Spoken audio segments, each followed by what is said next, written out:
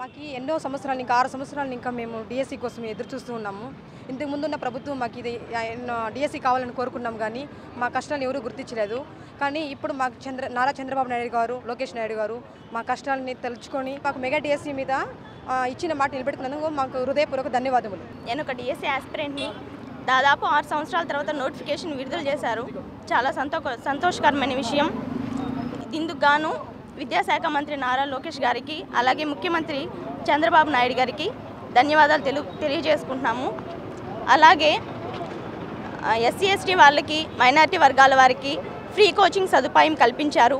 డబ్బు లేకుండా చాలామంది కోచింగ్కి వెళ్ళలేని పరిస్థితుల్లో కోచింగ్ కల్పించారు. చాలా సంతోషము. మెగా డిఎస్సి అన్నారు, చాలా సంతోషకరమైన, చాలా సంతోషం. తిరుపతి ఆర్డీఓ ఆఫీస్ నందు మెగా డిఎస్సి అభ్యర్థులు మరియు టీఎన్ఎస్ఎఫ్ తిరుపతి పార్లమెంటు రాష్ట్ర కమిటీ, నగర కమిటీ ఆధ్వర్యంలో ఈరోజు మెగా డిఎస్సి విడుదలపై చంద్రబాబు నాయుడు గారికి, విద్యాశాఖ మంత్రి నారా లోకేష్ గారికి కృతజ్ఞతలు తెలిపే కార్యక్రమాన్ని ఈరోజు నిర్వహించడం జరిగింది.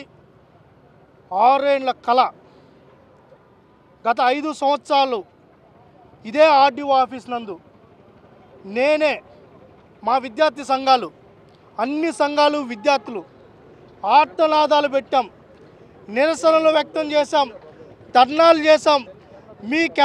మీ కెమెరాలే సాక్షి. ఇదే రోడ్డు మీద పొల్లు దండాలు పెట్టాం.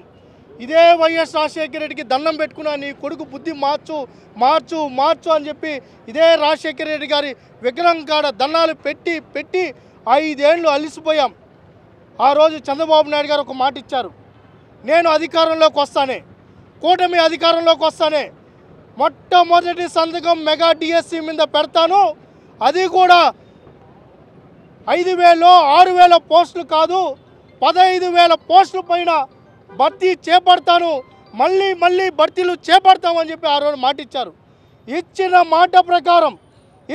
మాట ప్రకారం గౌరవ ముఖ్యమంత్రి నారా చంద్రబాబు నాయుడు గారు బాధ్యతలు తీసుకున్న రోజే మెగా డిఎస్సిపై సంతకం పెట్టారు.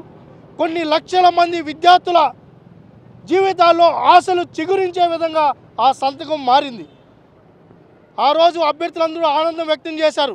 దానిపైన అనేక కసరత్తులు జరిపి ఒక సమర్థవంతమైన డిఎస్సి ప్రకటించాలని విద్యాశాఖ మంత్రి నారా లోకేష్ గారు ఒక పక్క రిజర్వేషన్ని ఒక పద్ధతి ప్రకారం నడిపించాలి, దాంతోపాటు అన్ని కేటగిరీలకు న్యాయం జరగాలి, అన్ని జిల్లాల్లో ఉన్న అభ్యర్థులకు న్యాయం జరిగే విధంగా ఈ డిఎస్సిని ఒక రూపకల్పన చేసి నిన్న ప్రకటించడం జరిగింది.